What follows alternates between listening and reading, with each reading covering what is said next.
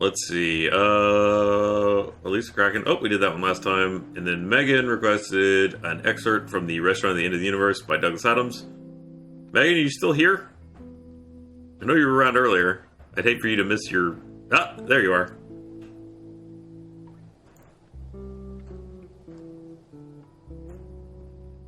Alright, let's see. So this is the Restaurant at the End of the Universe, which is book 2, I think, of the 5-book trilogy. Oh man, this is wordy.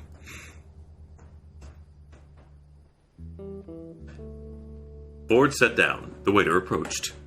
"Would you like to see a menu," he said, "or would you like to meet the dish of the day?" "Huh?" said Ford. "Huh?" said Arthur. "Huh?" said Trillian. "That's cool," said Zaphod. "We'll meet the meat." Large dairy animal approached Zaphod Beeblebrox's table. A large, fat, meaty quadruped of the bovine type, with large, watery eyes, small horns, and what might have almost been an ingratiating smile on its lips. "Good evening," it lowed. It lowed? And sat back heavily on its haunches. "I'm the main dish of the day. May I interest you in parts of my body?" It harumphed and gurgled a bit, wiggled its hindquarters in a more comfortable position, and gazed peacefully at them. Its gaze was met by looks of startled bewilderment from Arthur and Trillian, a resigned shrug from Ford Prefect, and naked hunger from Zaphod Beeblebrox. "Something of the shoulder, perhaps?" suggested the animal. "Braised in a white wine sauce." Your shoulder?" said Arthur in a horrified whisper. "But naturally my shoulder, sir," mooed the animal contentedly. "Nobody else's is mine to offer." Zaphod leapt to his feet and started prodding and feeling the animal's shoulder appreciatively. "Or the rump is very good," murmured the animal. "I've been exercising it and eating plenty of grain, so there's lots of good meat there." It gave a mellow grunt, gurgled again, and started to chew the cud. It swallowed the cud again. "Or a casserole of me, perhaps?" it added. "You mean this animal actually wants us to eat it?" whispered Trillian to Ford. "Me?" said Ford, with a glazed look in his eyes. "I don't mean anything." "That's absolutely horrible," exclaimed Arthur. "The most revolting thing I've ever heard."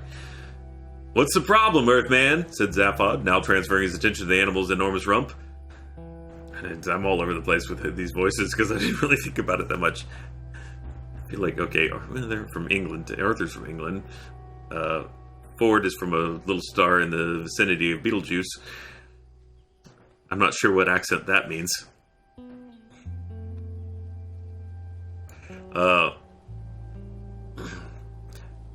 Just don't want to eat an animal that's been standing there inviting me to, said Arthur. It's heartless. Better than eating an animal that doesn't want to be eaten, said Zaphod. That's not the point, Arthur protested. He thought he thought about it for a moment. All right, he said. Maybe it is the point. I don't care. I'm not going to think about it now. I think I'll just have a green salad, he muttered. May I urge you to consider my liver? Asked the animal. It must be very rich and tender by now. I've been force-feeding myself for months. A green salad, said Arthur emphatically. A green salad, said the animal, rolling his eyes disapprovingly at Arthur. Are you going to tell me, said Arthur, that I shouldn't have a green salad?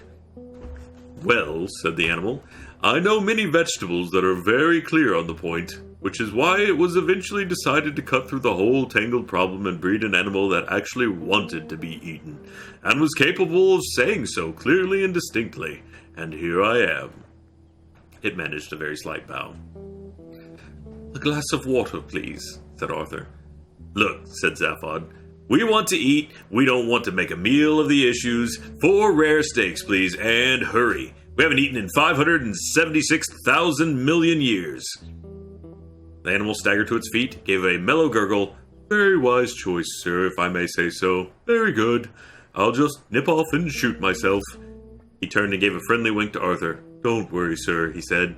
I'll be very humane. It waddled unhurriedly off to the kitchen. Alright, well that'll be it. As far as I'm aware, Tuesday will be normal. So, yeah. Tuesday stream. I'm not sure what I'm doing yet, but I'll figure it out. have a good night, everybody. Thanks for joining me. Sorry about the sadness. You know, that happens when you play video games sometimes. Bye!